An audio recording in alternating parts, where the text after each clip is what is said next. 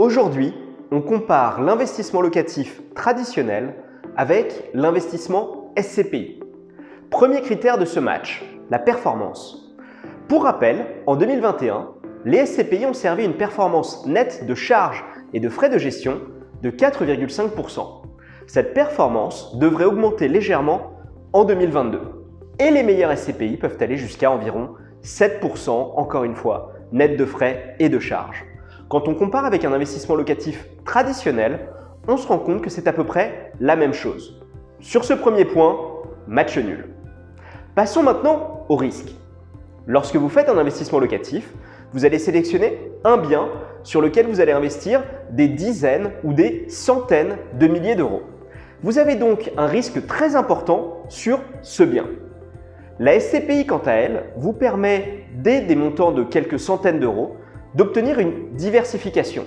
Cette diversification, bien sûr, sur différents actifs. Une SCPI va généralement posséder des dizaines ou des centaines de biens, mais également une diversification géographique, partout en France, voire en Europe, et sectorielle, des bureaux, du résidentiel ou d'autres types d'actifs immobiliers. Venons-en maintenant au risque.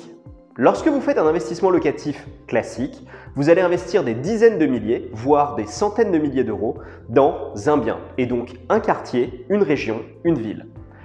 Contrairement à cela, en SCPI, à partir de quelques centaines d'euros, vous allez investir dans un parc diversifié, plusieurs actifs, mais également dans différentes villes, une répartition géographique, voire sectorielle, via la SCPI. Sur le sujet risque, la palme revient donc plutôt à la SCPI. On va maintenant aborder le sujet fiscalité, qui est absolument primordial pour optimiser son investissement, mais ne doit pas nécessairement être le facteur primaire d'une prise de décision. L'investissement locatif bénéficie du dispositif dit LMNP, qui est effectivement très favorable. Ce dispositif n'existe pas pour la SCPI.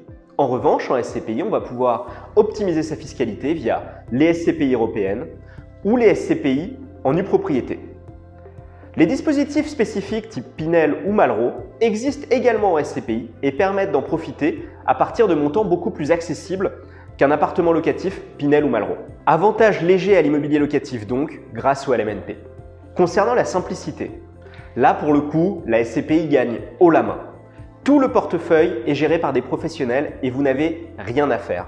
Aucun appel de charge, aucune décision de gestion, personne ne viendra toquer à votre porte s'il y a un problème dans l'un des biens. La SCPI fait donc course en tête sur ce point.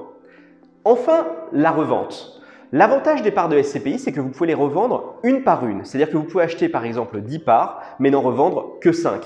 Là où sur un bien locatif, cela sera beaucoup plus compliqué. On ne peut pas vendre un demi-appartement. La revente en SCPI se fait également plus rapidement. Aujourd'hui, on constate des délais d'environ 1 mois, beaucoup plus courts donc que la revente d'un investissement locatif traditionnel.